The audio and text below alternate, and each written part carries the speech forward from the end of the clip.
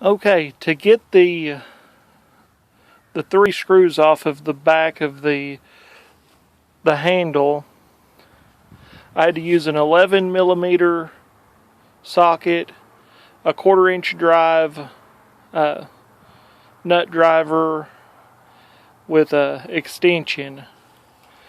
The screws were, two of the screws were pretty easy to get to.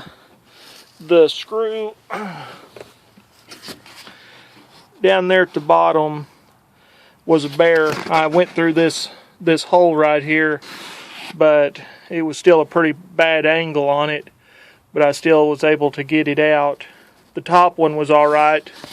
The back one with that hole there was really easy to get to.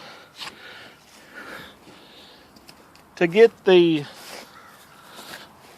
once you have those three screws off, the handle just pulls right out easy.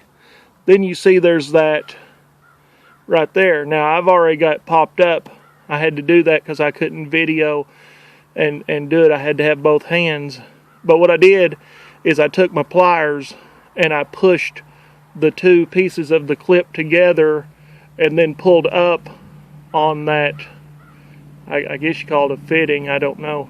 And it just popped right out.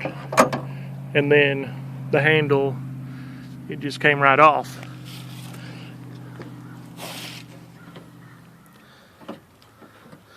I decided doing it this way would probably be best because then I won't have to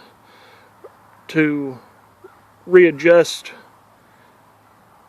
that clip or whatever you want to call this piece on this rod. That's what I'm hoping. I don't know that that'll work yet.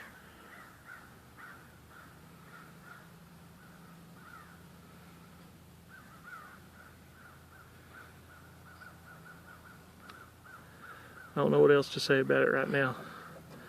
Now I'm going to start putting in the new handle.